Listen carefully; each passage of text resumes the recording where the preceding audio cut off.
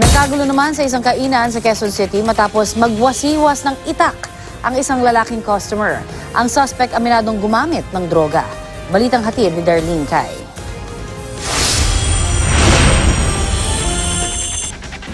Animoy katipunero ang lalaking ito nang maglabas ng itak tsaka iwinasiwa sa isang kainan sa barangay Pasong Tamo, Quezon City, bandang alas 6 kagabi.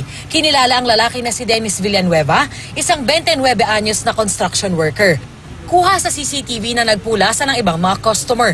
Nasugatan ni Villanueva ang isa sa mga kausap niyang lalaki. Ilang saglit lang, ibinalik niya rin ito sa kanyang bag saka siya bumalik sa kanyang upuan.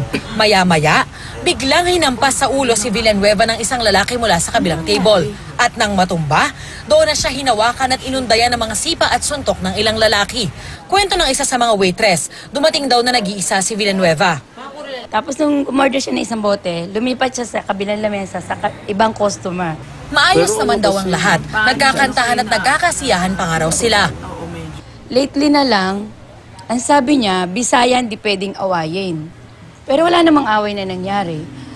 Nakita ko na lang, lumabas yung itak galing sa likuran niya. Laking gulat daw ng mga nasa kainan. Kaya nang makatsyempo raw ang mga ibang kainuman ni Villanueva, Siguro ang ginawa na lang nila, baka mangyari pa yun, sinunahan na lang nila, itinumba na lang nila.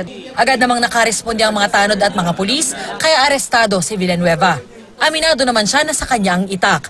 Dala niya raw ito dahil kagagaling niya lang sa pagpuputol ng puno. Hindi po ako nagwala. Hindi ko po alam ma'am kung nangyari sa akin. Kasi po, lasing po ako. Nainom po ako. Bigla lang po akong pinalo nila. Aminado rin siyang nakagamit siya ng droga noong mga oras na yon. Gumagamit po ako. Pero minsan na lang po. Minsan sa trabaho. Ginagamit ko po. Bukod sa itak, nakuha mula kay Villanueva ang isang sachet ng hinihinalang shabu. Kalalayan niya lang noong Agosto noong nakaraang taon dahil sa kasong may kinalaman din sa iligal na droga. Mahaharap na siya ngayon sa patong-patong na asunto kabilang na ang paglabag sa Comprehensive Dangerous Drugs Act, direct assault, malicious mischief, alarm and scandal at pagdadala ng matalim na bagay. Darlene Cai, GMA News.